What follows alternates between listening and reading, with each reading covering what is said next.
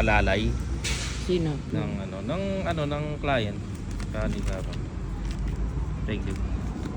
Tapos di lumapit sila, dalawa sila. Kasama yung katulong na sabi, sir, pwede po mag-inquire sa inyo na na CCTV. Sige po, magkano yung inquire nyo? Yung pa, 4 na camera pa. Thank you.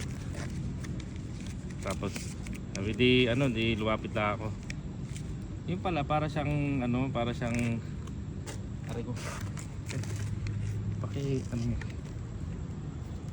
Parang bingi.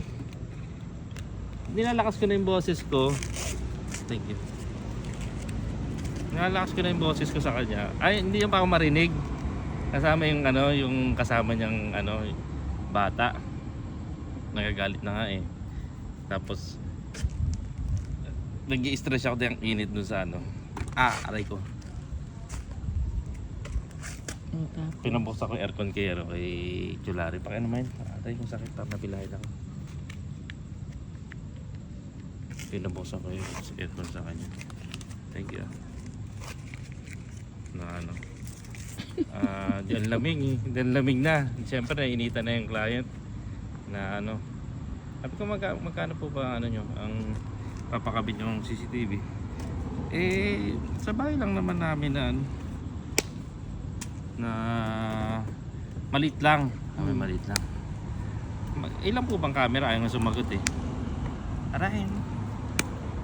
Yung cam yung ayaw nga sumagot sa akin. Dahil sabi ko sa kanya, thank you. Sabi ko sa kanya, sorry.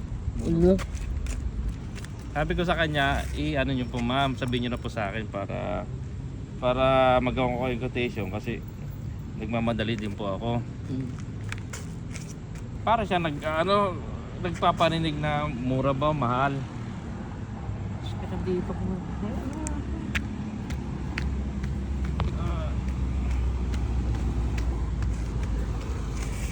Para mura ba o mahal.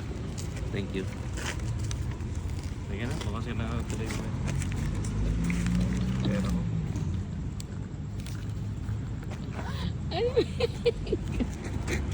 Sa akin to? Wow, kada pa kamo sa bayan.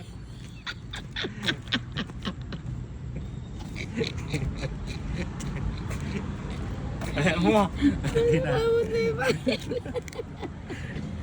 Akin na to? Wow, thank you, Marla.